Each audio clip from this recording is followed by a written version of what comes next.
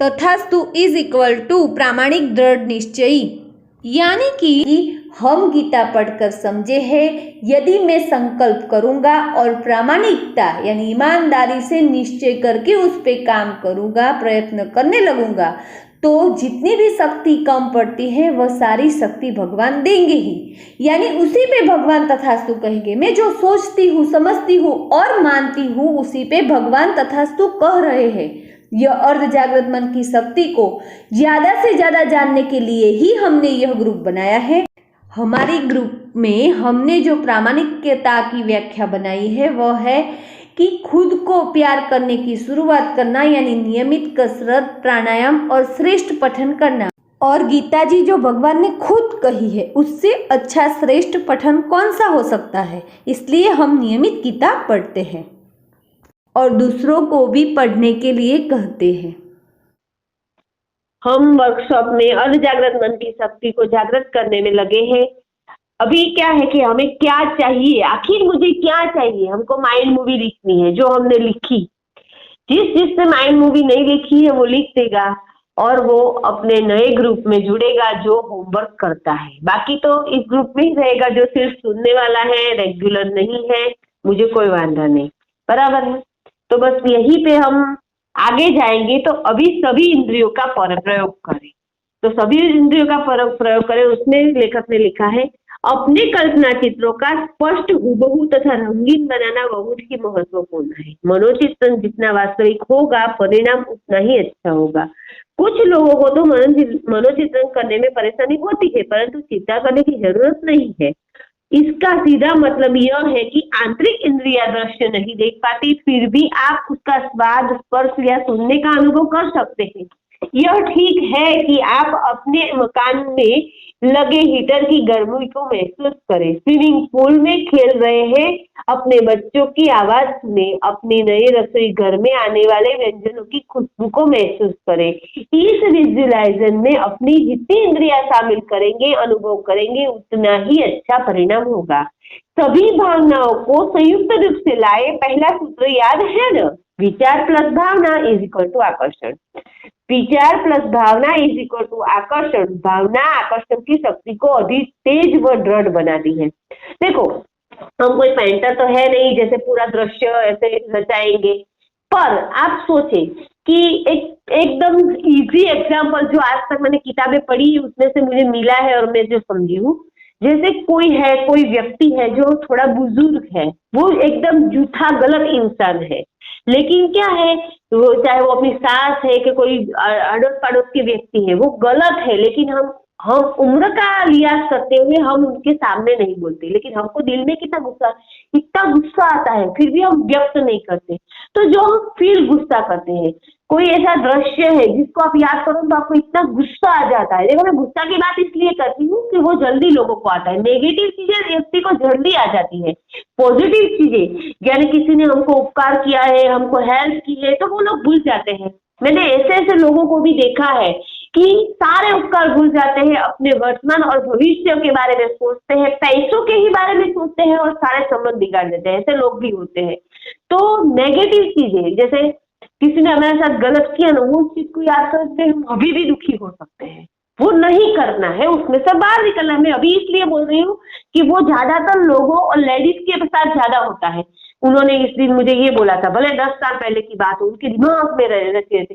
ये पहले ही हमने सीखा कि अर्ध जागृत शक्ति को, मन की शक्ति को पावरफुल बनाना है, तो सबको बिन शर्ती माफी देनी है।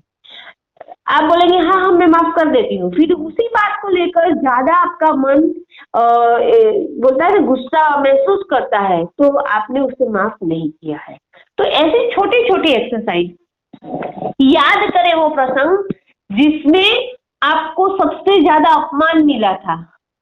आप सही थे फिर भी आपको गलत साबित किया गया, आपको बहुत सारे लोगों के साथ सामने अपमान किया गया, आपको बुरा भला कहा गया। वो चीज को, वो बात को याद करनी है आपको। देखो, आप आपके रुआटे खड़े होंगे, आपको महसूस होगा, आपको गुस्सा भी महसूस होगा। उस समय उस व्यक्ति को अपने नजर समक्ष लाकर उसको माफ करना है। क्यों माफ करना है? देखो, उसकी बुद्धि है उतनी कम है, कम अक्ल वाले व्यक्ति ही किसी का अपमान करते हैं, ये मेरा मत है खुद का, इसलिए मैं उसको माफ कर पाती हूँ। दूसरी बात है, उसकी समझ, उसकी बुद्धि कम है, तो वो समझ नहीं पाया है, इसलिए उसने ऐसा गलत व्यवहार मुझसे किया। दूसरी बात ये है कि मैं तो उदार हूँ, मैं भगवान की शक्ति को अपने अंदर महसूस कर सकता हूँ, मैं शक्तिशाली हूँ, तो माफ करने की शक्ति शक्तिशाली व्यक्ति के पास होती है, माफी मांगने की शक्ति भी शक्तिशाली व्यक्ति के पास होती है। माफी देने की और माफी मांगने की, दोनों की शक्ति शक्तिशाली व्यक्ति के पास होती है। चलो इंसान बुरी गलत समझ की वजह से गलतियां करता है, लेकिन गलतियां को स्वीकार कर यदि वो माफी मांगता है तो वो उदार व्यक्ति है, वो शक्तिशाली बुद्धिशाली सशक्त व्यक्ति है। बाकी वो निर्धन है, वो गरीब है, वो दरिद्र है, जो माफी मांग नहीं सकता, जो माफी दे नहीं सकता। ऐसी मेरी सोच है। तो ऐसे जो जो गलत व्यवहार किसी ने हमारे साथ किए हैं, अभी भी वो कर रहा है, फिर भी उसको माफ करना है। ऐसे हम देखो, मैं ये बातें कर रही हूँ तो आपको फील होता होगा, कई लोग आपको याद आए होंगे जिसने आपके साथ गलत व्यवहार किया होगा। तो बस यही से शुरुआत करनी है। अभी 48 दिन हो गए, दिवाली की वजह से सब लोग व्यस्त थे, शायद हम होमवर्क नहीं कर पाए वो मुझे नहीं पता है, लेकिन अब हम क्या करेंगे, रोज का एक वीडियो, जो 48 दिन का पहला वीडियो, दूसरा वीडियो, वो भी सुनेंगे और रोज के नए वीडियो भी सुनेंगे। और जो एक्टिव होगा वो एक्टिव ग्रुप होगा, क्योंकि एक काम करने के लिए सबको शक्ति कलोगे, सिर्फ मैं पढ़कर भेज दूंगी और आप उस पर एक्शन नहीं करेंगे तो वर्कशॉप का मीनिंग नहीं होगा। तो वो ग्रुप का नाम होगा real workshop. I want to join in this workshop. जो ज्वाइन करना चाहते हैं रोज का काम रोज करेगी। देखो, इस 48 दिन में मैं भी थोड़ी बिजी थी, मेरी खुद की मम्मी का ऑपरेशन हुआ है, मैंने उनको उनके घर गई, सब कुछ मैंने, पूरा वेकेशन चला गया, बच्चों की छुट्टियां, हम थोड़ा घूमे हुए, सब कुछ आ गया उसमें। देखो, हम अपने घर पे नहीं थे, बाहर थे, तो भी पूरे 48 डेज मैनेज हो गए हैं। तो उसमें नवरात्रि आई, सुनो कि कोई भी त्योहार हमने मनाया है, जैसे आपने मनाया वैसे मैंने भी मनाया, फिर भी सब कुछ हो गया। उसमें एक मैं भी कम कर पाई कि जो होमवर्क आता था वो डायरी में लिखकर फोटो डालना था। मैं डायरी रोज लिखती हूँ, मेरा अब वो रूटीन हो गया है। वो मुझे एक वर्कशॉप करके मुझे एक आनंद हुआ, क्योंकि मैंने रोज की डायरी ही बना दी, रोज उसमें लिखती हूँ, कुछ ना कुछ लिखती हूँ, एक वाक्य तो लिखना ही है, ऐसा मेरा व्रत हो गया है, बराबर। लेकिन मैं ज्यादा ही लिखती हूँ जब लिखने बैठती हूँ। तो आप भी ऐसे कर सकते हैं, वो मैं आपको समझा, मैं किसी को सिखा नहीं रही हूँ। देखो, मैं भी आपकी तरह हूँ और मैंने ऐसे ऐसे किया तो ऐसे हो गया। व्रत लेकर करते हैं तो भगवान शक्ति देते ही है। तो मैंने व्रत लिया तो इतना सारा हुआ, मैं इतनी बिजी थी फिर भी ये सब हो गया। आप नहीं मानोगे, 47 डे तक का मैंने 19 अक्टूबर को मैंने कर दिया था। आज 49 होगा, बराबर हुआ। तो 48 डे तक का मैंने रिकॉर्डिंग कर दिया था एडवांस में, उसके वीडियो भी मैंने डाल दिए थे यूट्यूब पर, सिर्फ उसको पब्लिक करना बाकी था। फिर तो भी रोज का 10 श्लोक रिकॉर्ड करना वो भी मैं करती थी। जो श्लोक रोज का एक बनाना, रिकॉर्डिंग हो गया था लेकिन उसको बनाना वो भी मैं करती थी। तो हम कर पाते हैं।